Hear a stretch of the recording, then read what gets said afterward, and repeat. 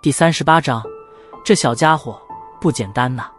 被萧炎一句话戳到这有些羞人的痛处，萧玉顿时俏脸铁青，玉手一探，就已直接握在了腰间的长剑把柄之上，嘴角噙着淡淡冷笑的望着脸色铁青的萧玉。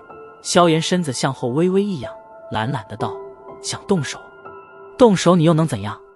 萧玉玉手紧握着剑柄，强忍着拔剑砍人的冲动，冷笑着嘲讽道：“就算你如今天赋归来，又能如何？3年之前，我萧玉能把你撵得满山窜，3年后，我同样能。”萧炎眉间轻轻挑了挑，目光在萧玉那被淡紫校服所遮掩的丰满胸部之上扫过，那里会有3颗金星，这代表着萧玉如今的实力，3星斗者。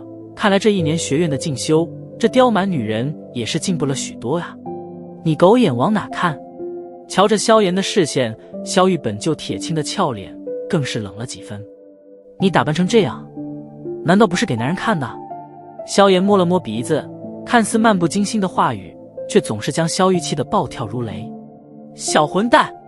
咬着一口银牙，忍无可忍的萧玉终于是呛的一声，拔出腰间长剑，豁然指向萧炎：“信不信我把你舌头给割了？”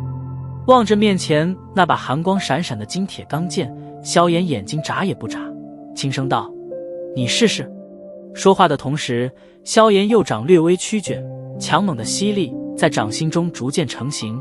拥有3种玄阶斗技的他，要真拼命打起来，并不会太过惧怕3星斗者。望着针锋相对的两人，一旁的薰儿有些无奈地摇了摇头，眸子扫了一下远处，微笑着出声提醒道：“萧叔叔他们过来了。”听着薰儿的提醒，萧玉柳眉微皱，偏过头，果然是见到脸色有些变化的萧战正急匆匆地走过来。“哼，算你好运。”冷哼了一声，萧玉收回手中长剑，迈动着性感圆润的长腿，转身就走。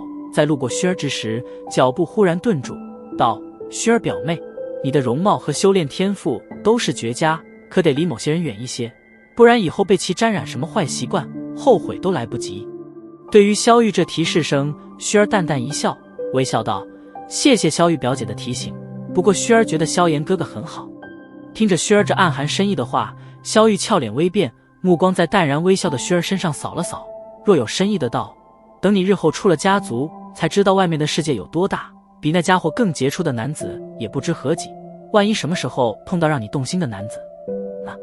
萧玉表姐，你多虑了，薰儿并不会发生你所说的那些事。薰儿红润的小嘴微微抿了抿，淡淡的出言打断了萧玉的话。被薰儿打断话，萧玉略微有些尴尬，在狠狠地瞥了一眼萧炎后，这才有些不悦地离去。望着那愤愤离去的萧玉，萧炎缓缓地吐了一口气，小脸上再次恢复以往的平淡，低声叹道：“真是个讨厌的女人。”闻言，薰儿莞尔，掩嘴轻笑道：“其实我很好奇他为什么总是和萧炎哥哥过不去，虽说当年你无意间闯进他洗澡的地方，可这也不会导致他一直和你作对啊。”“我怎么知道？”萧炎无辜摊了摊手，旋即将目光投向快步走过来的萧战几人。“妍儿，没事吧？刚才萧玉那妮子……”快步走来，望着安然无恙的萧炎，萧战松了一口气，皱眉询问道。微微耸了耸肩，萧炎笑道：“没事，那女人忽然发了阵风而已，你尽量躲着她一点吧。这丫头也是个刁蛮脾气，她如今实力已是3星斗者，万一动起手来，你可要吃大亏。而且她又是大长老的亲孙女，真要打起来，连我都不好责罚她。”萧战无奈的道。萧炎摸了摸鼻子，不置可否的笑了笑：“来，妍儿，和你介绍一下，这位是特米尔拍卖场的首席拍卖师亚菲小姐，上次的那筑基灵液便是从她手中拍卖所得。”萧战身子一闪，让出站在身后的那位妖娆的红裙女人，笑着介绍道。萧炎将目光投向那举手投足间释放出成熟诱惑的美丽女人，小脸上露出符合这个年龄阶段的腼腆笑容：“亚菲姐好。”诱人的眼波在萧炎身上转了转，亚菲美丽的脸颊因为他的称呼而多出了一分笑容，红唇微起，笑意盈盈的道：“听说萧炎小少爷1年内突破了4段斗之气。”“哼，这是现在可在乌坦城内转的沸沸扬扬啊，就是不知是真是假。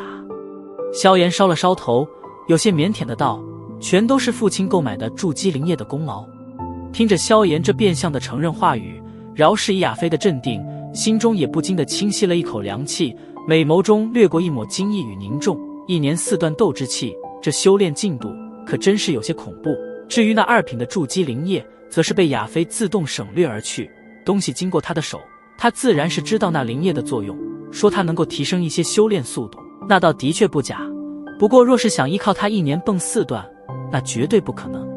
见到两人已经初步认识，肖战抬头望了望天色，然后拍了拍萧炎的肩膀，温和地笑道：“好了，成人仪式快要开始了，我得先去准备一些东西，你待会可不要给父亲我丢人哦。”萧炎含笑点头，跟着肖战，亚飞在转身的刹那，深深地盯了一眼面前的少年。几年的拍卖历练，将他的眼光养得极为毒辣。在其仔细的观察之下，亚飞忽然心头有些凛然地发现，面前少年虽然一脸腼腆，不过那双漆黑眼瞳深处却始终是一片古井无波，平淡如一湾深不见底的幽潭。